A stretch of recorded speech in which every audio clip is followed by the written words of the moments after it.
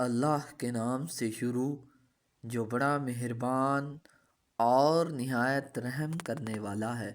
حضرت عائشہ صدیقہ رضی اللہ تعالیٰ عنہ سے روایت ہے کہ سرکار دو عالم صلی اللہ علیہ وآلہ وسلم نے ارشاد فرمایا، وہ نماز جس کے لیے مسواک کی گئی یعنی وضو کے وقت، اس نماز پر جس کے لیے مسواک نہیں کی گئی 70 درجے کی فضیلت رکھتی ہے۔ اس احادیث سے بھی مسواک کی فضیلت کا اظہار ہو رہا ہے کہ مسواک کی وجہ سے نماز کے مراتب و درجات کی کمی پیشی ہوتی ہے۔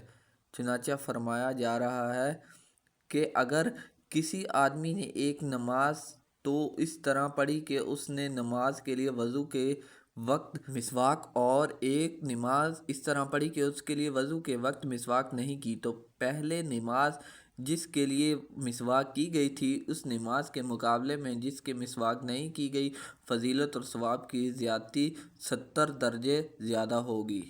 گویا دوسری نماز کے مقابلے میں پہلی نماز کا ثواب 70 گنا زیادہ ملے گا۔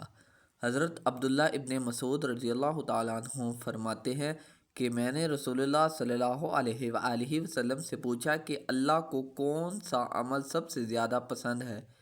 تو آپ صلی اللہ علیہ وآلہ وسلم نے فرمایا کہ وقت پر نماز پڑھنے، یعنی وقت مکروہ میں نماز نہ پڑھی جائے۔ میں نے کہا پھر کون سا عمل بہتر ہے؟ تو آپ صلی اللہ علیہ وآلہ وسلم نے فرمایا ماں باپ کے ساتھ بھلائی سے پیش آنا۔ میں نے عرض کیا پھر کون سا عمل بہتر ہے؟ آپ صلی اللہ علیہ وسلم نے فرمایا کہ اللہ کی راہ میں جہاد کرنا۔ حضرت عبداللہ ابن مسعود رضی اللہ تعالیٰ عنہ فرماتے ہیں کہ مجھ سے رسول اللہ صلی اللہ علیہ وآلہ وسلم نے یہی باتیں بیان فرمائی تھی۔